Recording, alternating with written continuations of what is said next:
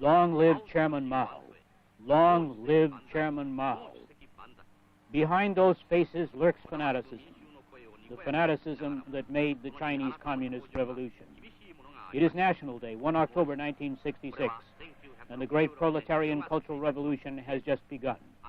Old culture, old ideology, old customs, old traditions, all of the olds must be destroyed.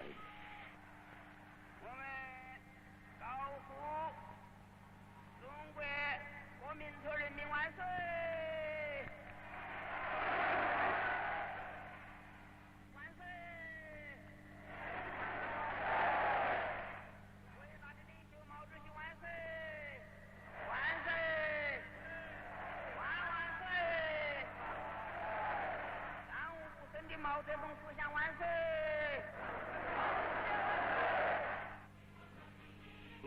This was the slogan used by the Red Guards, who suddenly appeared during August 1966. Anything feudalistic, capitalistic, or revisionistic was destroyed or changed to suit the needs of revolution. Names of towns and streets and even localities were changed. Wall newspapers were plastered in cities and towns, often criticizing men long established. Some were purged. Liu Ping, head of Peking University. Liu Qingyi, chief of the party's propaganda department. Liu Qing, chief of staff of the PLA, were all criticized and purged. Even chief of state, Liu Shaoqi, was included in the first sweeping movement.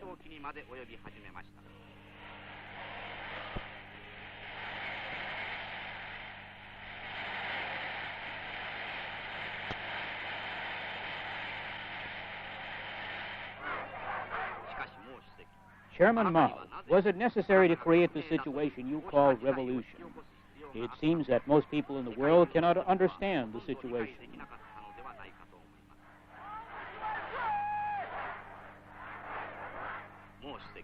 Chairman Mao, for the last 30 years you fought through revolutions and battles and won a victory. You established a new country and ruled it continuously for 18 years. But still you stirred up another revolution and thus destroyed the concept of revolution held by most people.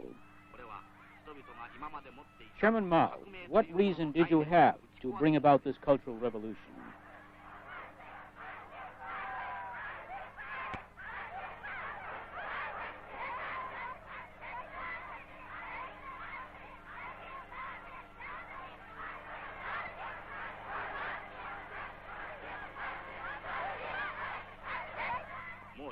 We would like to study your path and sift through the history of China to seek the answer.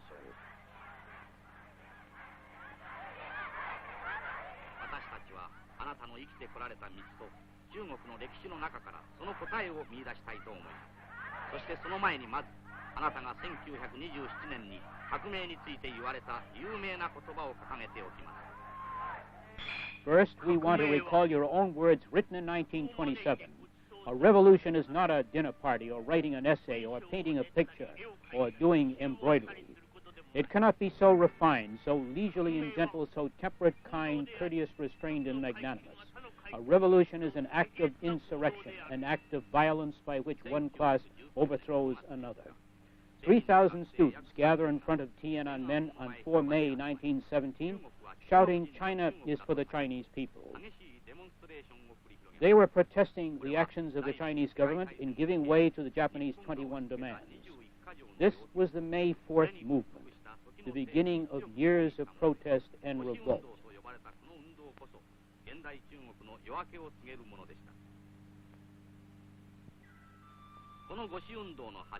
8 years before, on 10 October 1911, a group of army officers attempted to take over the decaying Manchu dynasty, which had ruled China since the mid-17th century.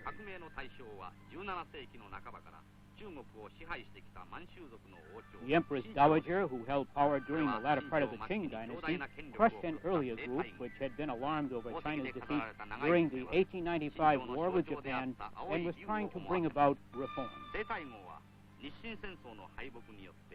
The reformers persisted and eventually overturned the Manchu government in the widespread Wuchang Uprising of 1911. 民衆が自ら立ち上がる以外にないということを教えたと言えるかもしれません。帝太后が死んでわずか3年目に辛亥革命が起こり、翌年ついに清朝は滅亡したのでした。 Sun Yat-sen received news of the revolution while he was in the United States. He returned to China, assumed the presidency of a provincial government, and established the Republic of China. But the fruits of revolution were never realized as expeditionary forces from the north soon took over.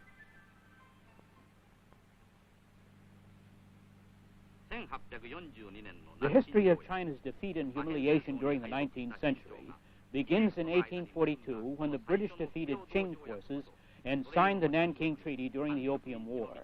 England's colonial foothold began a great power struggle with the United States, Russia, France, Japan, and finally Germany carving out spheres of influence, economic and territorial concessions which they backed with military force.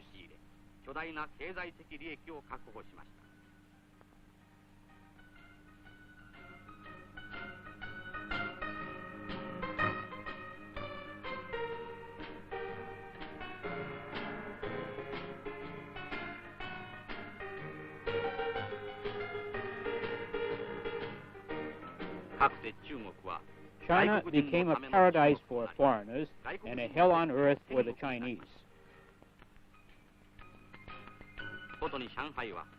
Shanghai especially became a Western city, alien to the Chinese.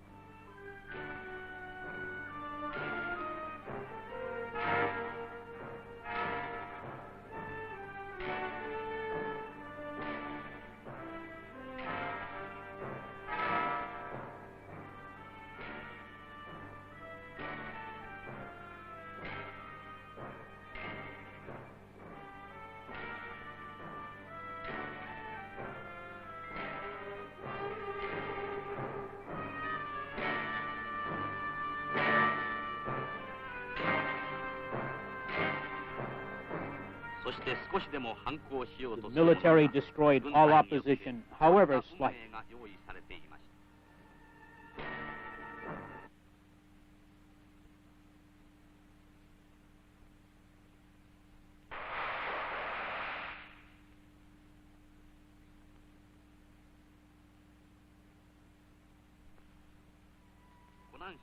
Shaoshan, Shantan, Xian, Hunan province is Mao Zedong's birthplace. Mao, you were born when China was in a miserable condition. Later, you said to Edgar Snow, "There were two parties in my home. One was my father, who was the chairman. The opposition party included myself, my mother and younger brother, and sometimes our hired hands." Biography of a Revolutionary. In 1919, when the May 4th movement began to spread, you were in Changsha. You were only 17 at the time of the Wuchang Uprising and spent half a year in the Revolutionary Army. Between those two dates, you organized the Shinmen Shuisi, the New People's Study Society.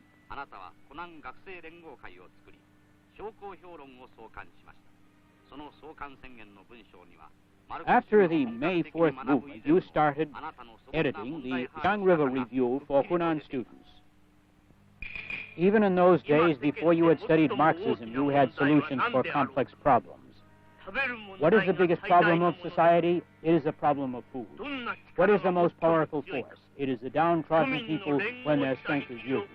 Therefore, the people must fight with united strength.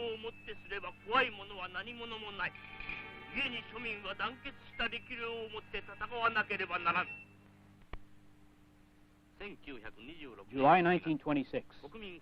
The People's Revolutionary Army faces the military might of the northern armies led by Generalissimo Chiang Kai-shek, regarded as the likely successor of Sun Yat-sen, who died the year before.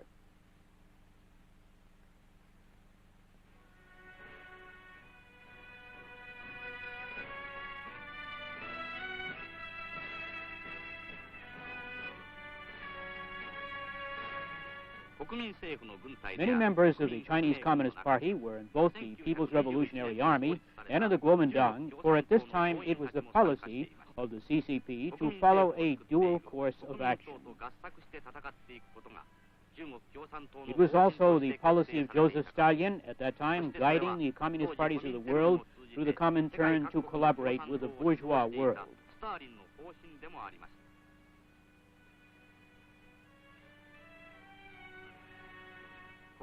The people in various areas where destruction by the military had been severe supported the People's Revolutionary Army.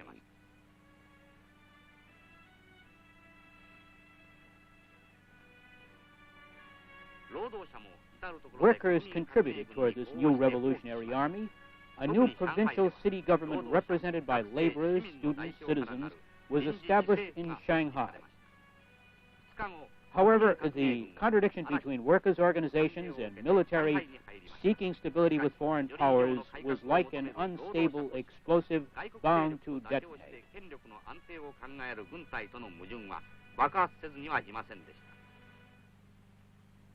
On 12 April 1927, the explosion came, and the end of the communist KMT collaboration was a tragic bloodbath following a coup d'etat and KMT takeover in Shanghai.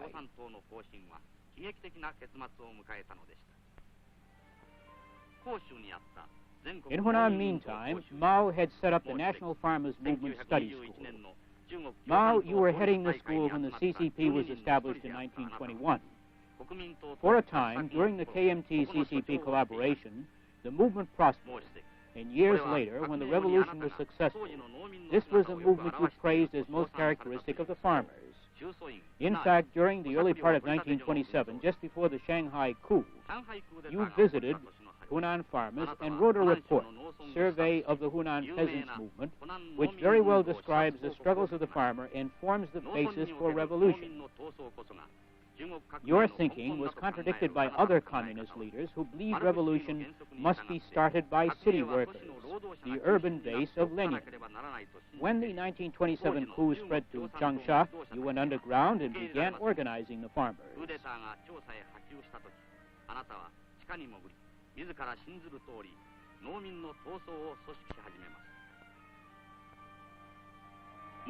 Here you are making a speech at a conference of peasant representatives.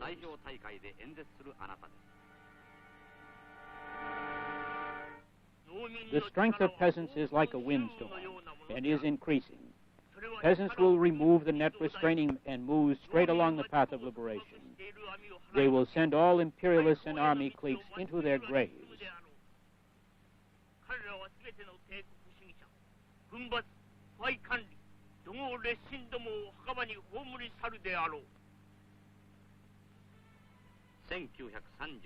October 1934. After recovering from malaria, you start on the famous Long March. You were not quite 41 at the time, and your entire belongings consist of only 2 blankets, a bleached cotton sheet, a waterproof cloth, an old umbrella, and a few books. Because Kuomintang forces were nearby, you had to leave without specific destination in mind. This is how the army looked. Not much spit and polish. But though seedy-looking, the People's Liberation Army was disciplined. It followed 3 main rules of discipline, did not create inconvenience to the people, and the 8 points for attention were strictly enforced.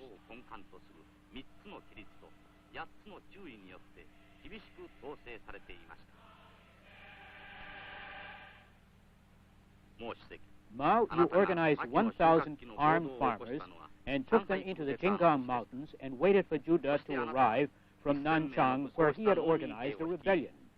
Then with Zhu, you organized the Autumn Harvest Uprising and showed it what you meant by peasant-based revolution. You became the party representative, and Judah became the military commander, and that was how the Red Army was formed. Then the Red Army instilled political views among farmers surrounding the Qingkang Mountains and gradually built up the liberated areas. It was when your wife was captured by the Kuomintang and killed when she refused to announce that she was divorced from you.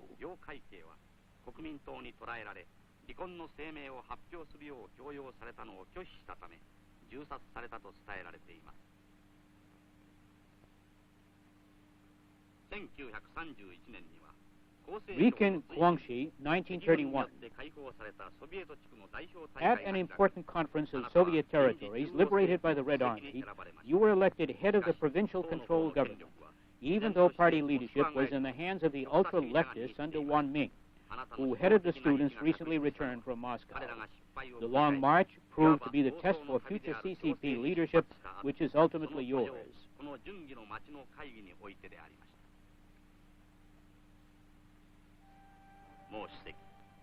Mao, you are a poet. This is what you wrote after the Long March.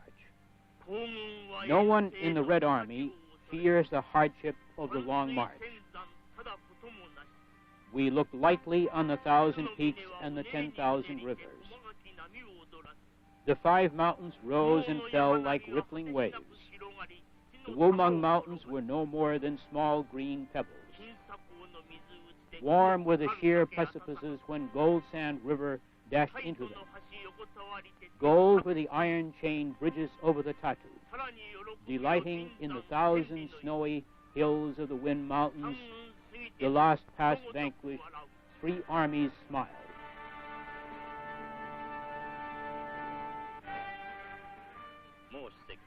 Chairman Mao, the Red Army, led by you, fought against the enemy and marched through 12,500 kilometers of mountains and rivers and finally arrived at the Soviet area in northern Shenxi in October 1935. The army, which began with 300,000, had dwindled to less than 30,000, but the survivors burned with firm revolutionary conviction.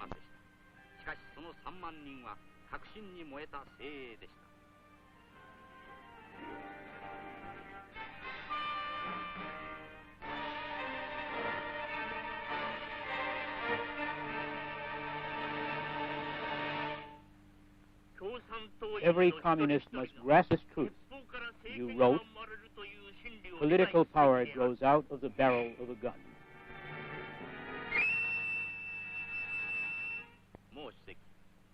Mao, 3 years before you led the Long March, the Japanese Guangdong Army bombed the railroad at Liu Chikao and announced the Chinese did it. In ensuing military actions, Chiang Sui-liang attacked. But the Japanese took Manchuria at the end of a 3-month campaign, installed Hui as emperor, and proclaimed the state of Manchukuo. This flagrant invasion resulted in violent anti-Japanese sentiment by the Chinese, who carried out anti-Japanese education, demonstrations, strikes, and terrorism, which the Chinese government promptly suppressed. While the Chiang government in Nanking resisted Japan with one hand and suppressed anti-Japanese elements in China with the other, Yu Mao set forth a policy of stopping the internal strife and joining in a united front against Japan.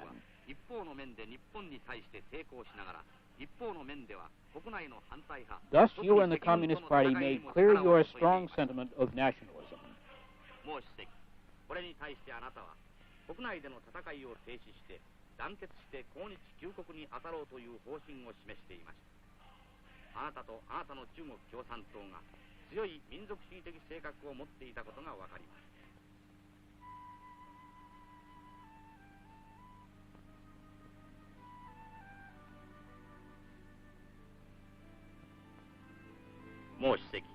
You did not settle down in a cave in Yunnan after the Long March.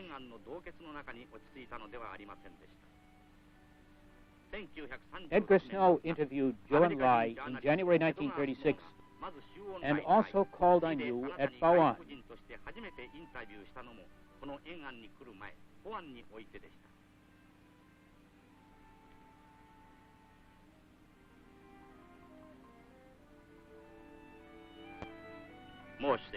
It was the first interview you gave to a foreign correspondent.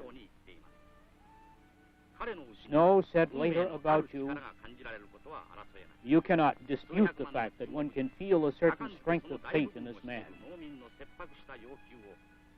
He has a strange capability of consolidating and expressing the demands of the majority of several hundred million people who are farmers. Here lies the great quality of this man. If these movements can be generated into motive power for the rebirth of China, Mao Tse Tung will remain a great man in China's long history."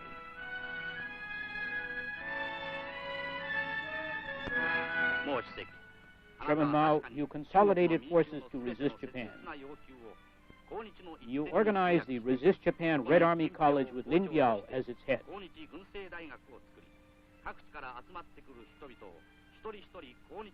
Yunnan was organized as the base for revolution. Many similar bases were established elsewhere in China. Masses were gathered and trained at those bases. Thus, preparations for Japan resistance were completed.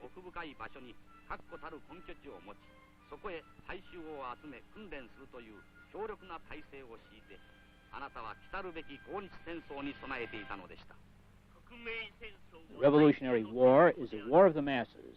It can be waged only by mobilizing the masses and relying on them.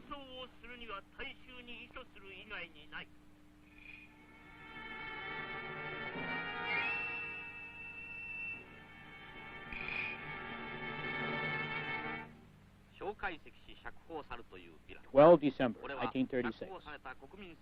As a result of a series of events during which considerable anti-Chiang propaganda is circulated, the Generalissimo flies to Shan in an attempt to persuade Chiang Sui-liang to fight the Red Army.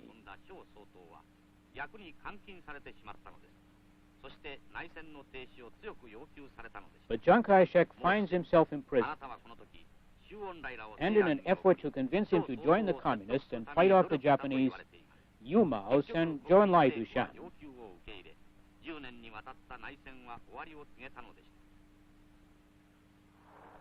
Chiang finally capitulates, thus ending an internal fight lasting 10 years. 28 July 1937.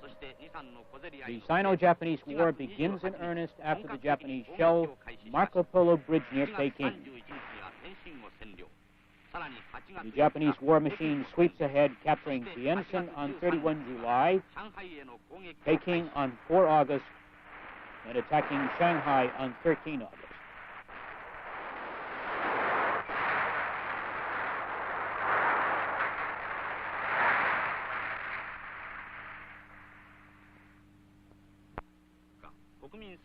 On 14 August 1937, the nationalist government issues a proclamation calling for an all-out defense of China, prepares to defend Shanghai, and accepts communist help in the national defense effort.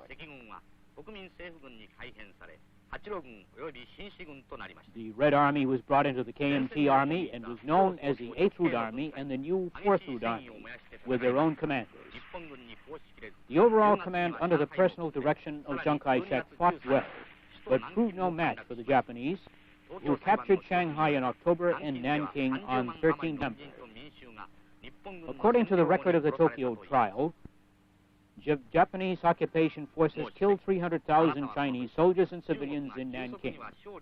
Chairman Mao, here you formulated your theory of protracted war. Even though China cannot win immediate victory, you wrote, she will eventually win because she fights a war of justice, can fight a protracted war which will prove costly to the enemy, and can easily gain foreign support.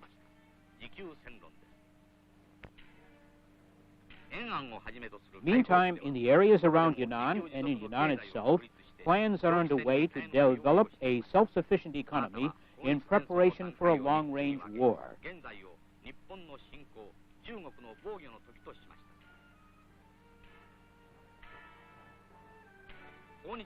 You divide the anti-Japanese war into 3 stages. The first stage, Japan advance, China defend, is already being fought. People from the Japanese-occupied territories flock to Yunnan, among them the movie actress Lan Ping, later to be known as Chongqing, your future wife. You prepare and train many of these people, some to be soldiers, others for other tasks. Even a small spark can burn out a field. You write, というのはあなたの有名な言葉ですが、あなたはまさにその小さな星の火を訪日の前線に向かって放ったのでした。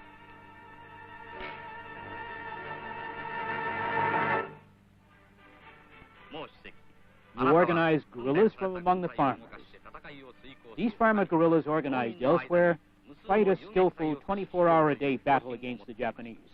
この方針に従って各地で組織された農民の遊撃隊は巧妙に戦い、あなたの言うように日本軍をして1日24時間中本命に疲れさせました。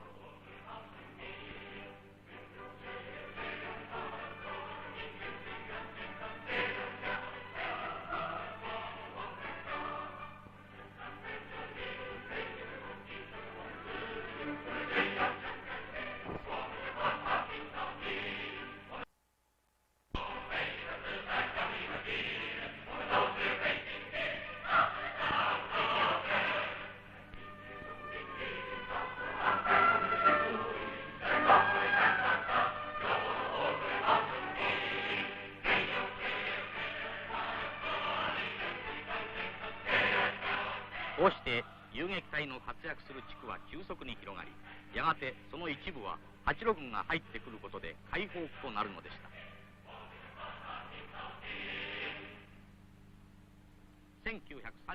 27 October 1938, the Japanese capture Wuhan. The Kuomintang government moves to Chongqing. The second stage of the anti-Japanese war begins as China moves into positive resistance.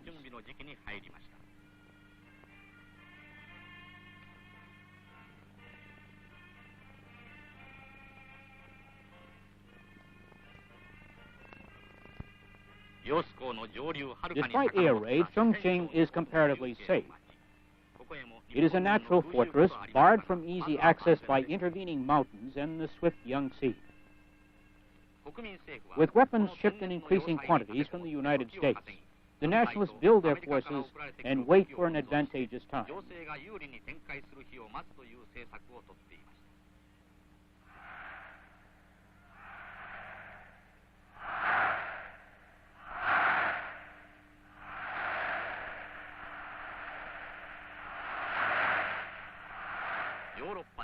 Meantime, World War II begins in Europe. Japan is soon at war with the United States and England. China now has powerful allies.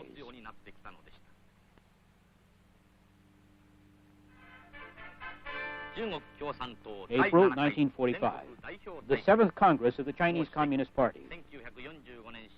In reality, it celebrates your victory. Liu Shaoqi reports on the party. You explain China's fate and development in Marxist-Leninist terms, which become the principal ideology of the Chinese Communist Party. You have led the party through war and carried out rectification within the party. The rectification movement started in 1942 and culminated in this meeting of the 7th Congress and was to eliminate defects and improve the general character of the party. Party members carried out criticism and self-criticism, party training, and self-reform. The Red Army has become a disciplined, effective fighting force, able to carry out training and extensive operations simultaneously.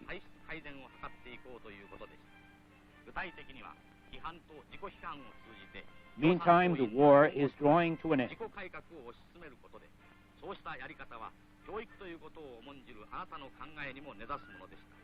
1942年から始まったこの政風運動はこの七全大会で結実したのでした。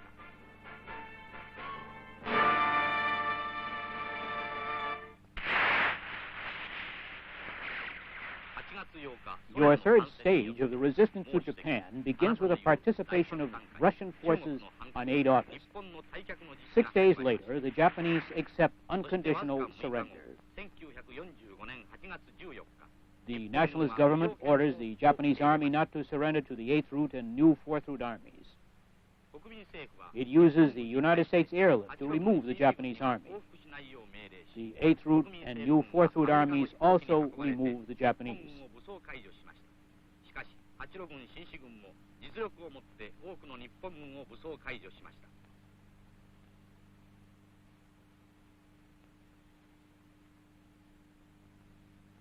9月2日、2 September 1945, the surrender aboard the Missouri. したのもやはり国民政府の代表でした。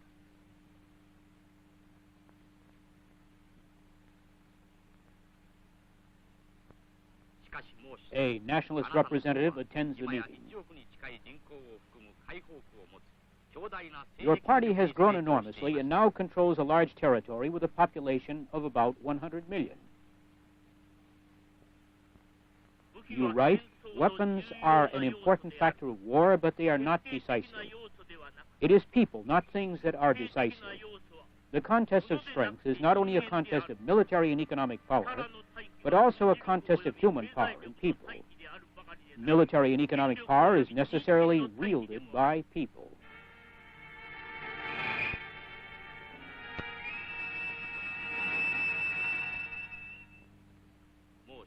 Chairman Mao, on 28 August 1945, you take your first plane ride from Yunnan to Chongqing. You had accepted an invitation from Chiang Kai-shek to discuss peace and were warmly received. A year before, the United States envoy General Patrick Hurley visited you in Yunnan for the purpose of developing an agreement with Chiang. After a long conference, you and Hurley did make a draft, but the KMT issued a separate proposal and the issue remained unsettled.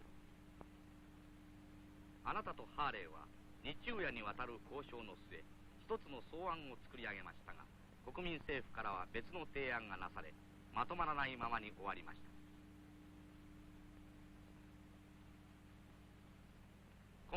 This meeting ended the same way. Despite your great popularity, the talks accomplished nothing. You signed an agreement on 10 October, but it was practically meaningless, and you returned to Yunnan the next day.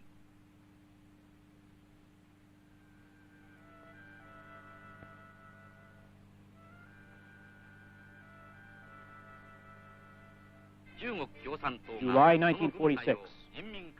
The Kuomintang Army opens an all-out offensive against the People's Liberation Army, as it has recently been renamed. Equipped with United States planes and weapons, the nationalist forces soon capture over 50 cities and towns and 30% of the territory in the Northeast.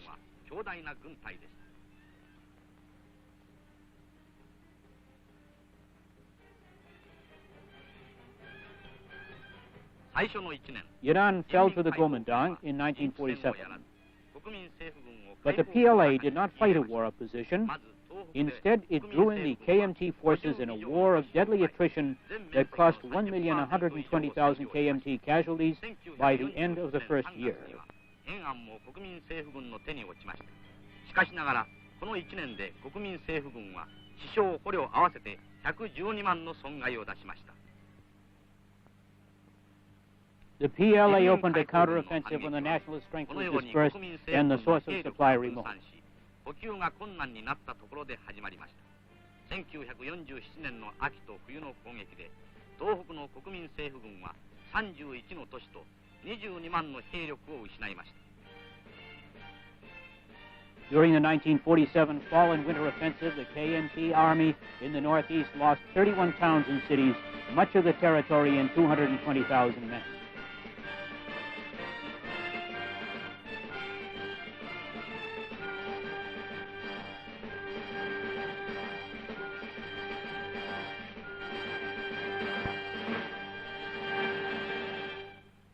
At the end of 1948, it was total surrender and 500,000 men were disarmed. Many nationalist soldiers volunteered into the PLA. Mountains of abandoned U.S. weapons were taken.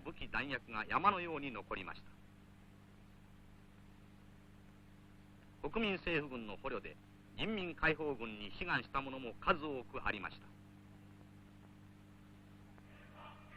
Meantime, Chairman Mao, you and your party promoted social reform in the liberated areas. A new land law was promulgated at the start of the 1947 counteroffensive, stating that the land belongs to those cultivating it. 中国土地法大綱を出しました。これは耕す者が土地を持つ土地制度を実現することを明らかにしたものでした。Former landlords were prosecuted and removed. 1億の農民の間で土地改革が行われました。三角帽子をかぶせるという昔からのやり方で悪質な地主は追放され、激しく吊るし上げられました。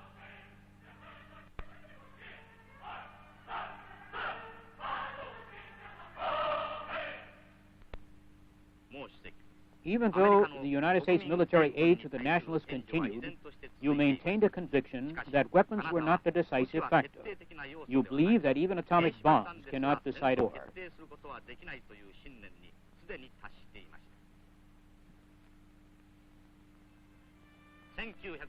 30 January 1949, the People's Liberation Army marches into Peking.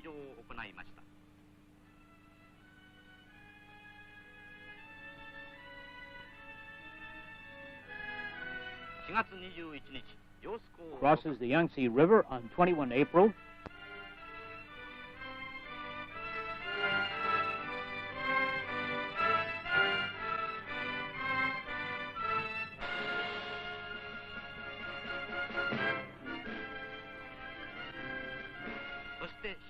Captures the capital, Nanking, on 24 April.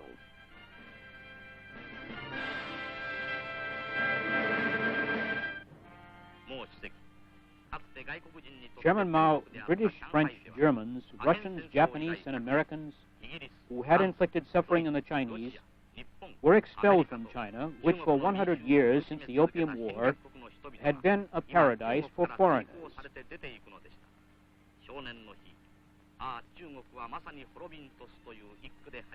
You, Chairman Mao, are about to realize your ideals.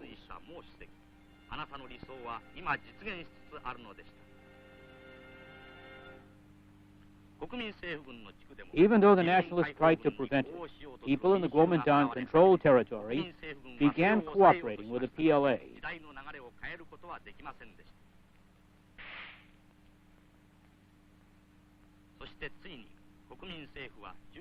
The nationalist government finally moved to Taiwan.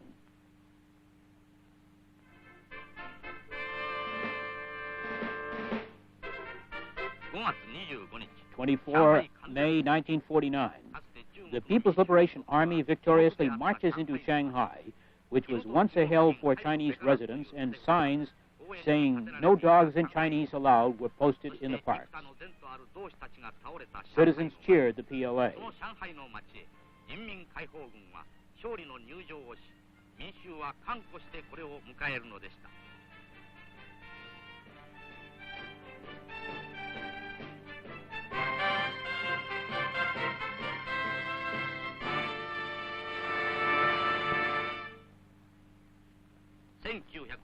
On October 1949, the Chinese People's Republic is established.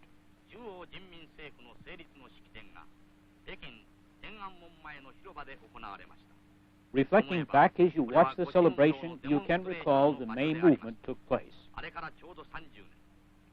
You were 25 then, now you are 55.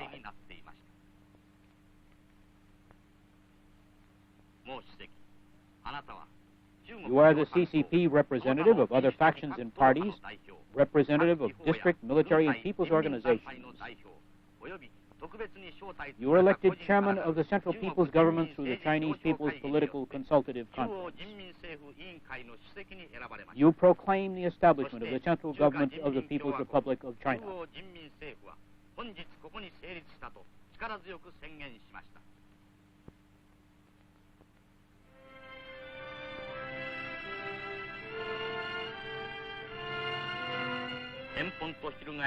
A new flag is flying. What is on your mind as you watch it?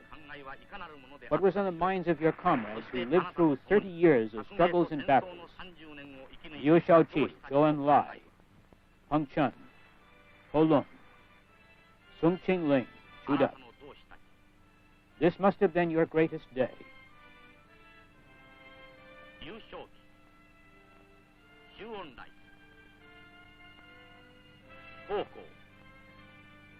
Gariu.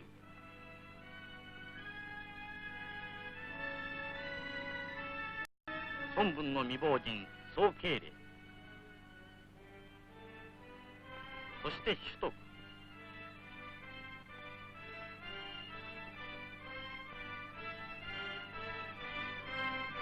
もう主席、これはあなた自身にとっておそらくは生涯の最良の日だったと思います。もう主席、あれは1949年10月1日のことでした。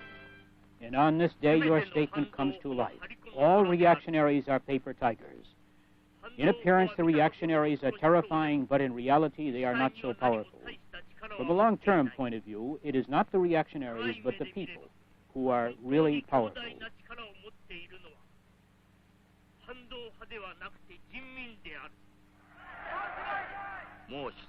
Chairman Mao, we will return to the first scene. Now only Lin Biao, considered your closest comrade, stands next to you. Some of those who joined in the celebration of the birth of a nation 18 years ago at Tiananmen have been purged.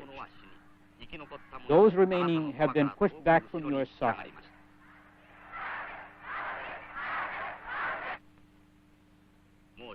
But the great proletarian cultural revolution directed by you moved violently on. 革命はお客を招いてご馳走したりすることではないのですから、あなたはもちろん大変よろしいと言いました。ついには1959年にそれまであなたが兼任していた国家主席の地位を引き継いでから後、世界中があなたの後継者だと信じてきた劉少奇こそが資本主義の道を歩む。In 1959, Liu Shaoqi was firmly believed to be your successor. He became chairman of the People's Republic of China, a position held concurrently by you. Then he came under strong criticism as one of those treading the path of capitalism. He had said that the class struggle was already eliminated, and this was heresy. You stood up to state that the class struggle continues in capitalistic countries, and therefore continuing revolution is necessary, and that those who do not concur had to be disposed of. And Liu Shaoqi was purged from the CCP in October 1968 and disappeared from the political scene. Many other influential leaders were also purged.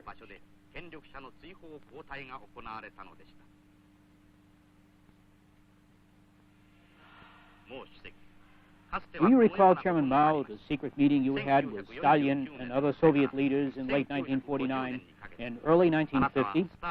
Those were the days of socialist brotherhood.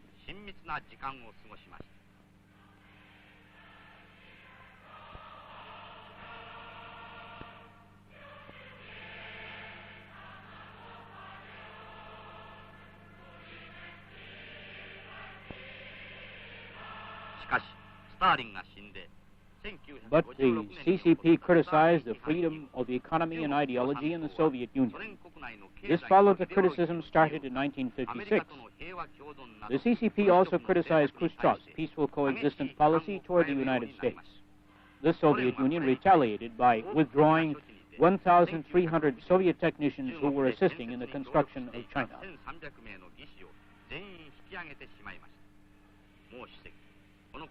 Chairman Mao, you must know that even in socialist countries, corruption and degeneration of power occurs.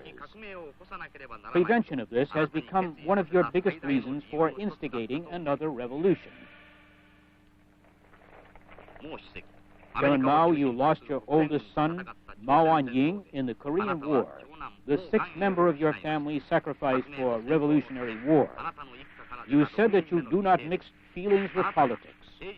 You said that you consider the United States government the chief enemy in its continued support of the nationalists.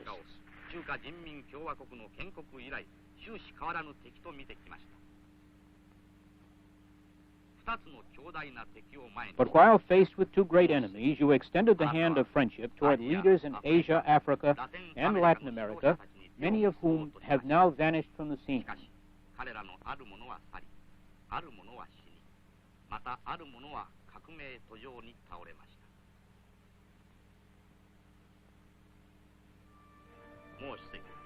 Chairman Mao, you anticipate the strength of worldwide masses in a revolutionary strategy of backward nations overthrowing advanced nations.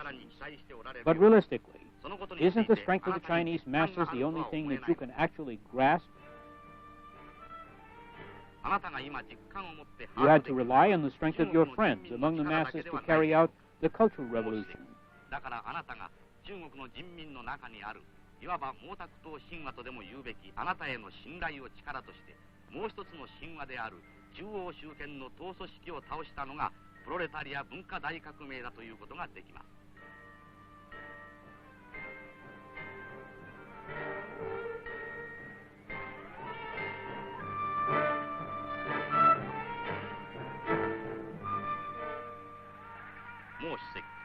During the Ninth Party Congress in April 1969, you designated Lin Biao as your successor and established a new centralized authority of the party. This means, Chairman Mao, that you have reinstated friends who were once disposed of through the Cultural Revolution.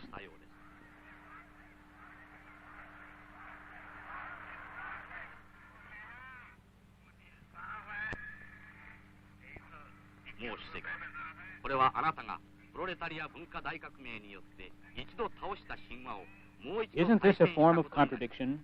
At the same time, the Ninth Party Congress was emphasizing the necessity of continuing revolution to cloak the contradiction.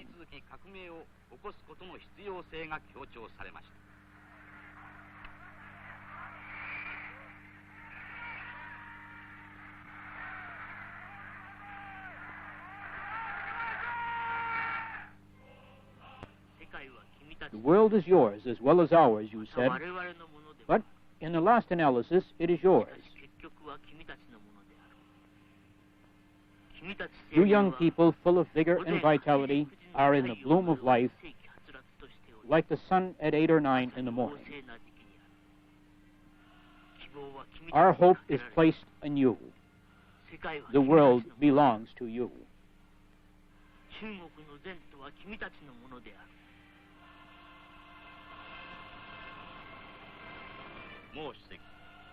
Chairman Mao was one of the reasons for starting the Great Cultural Revolution, to give these young people the experience of revolution using farmers and workers as teachers. However, organizing revolution and engaging in revolution are not the same.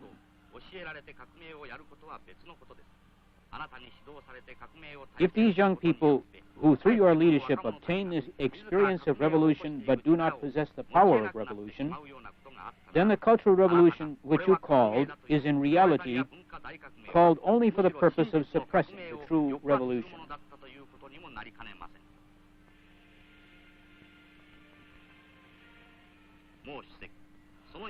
Chairman Mao, in January 1965, you said to Edgar Snow, "The future generation of China will probably assess the revolutionary operation through their own merits and in terms of their own experience, and Marxism-Leninism may appear foolish to them."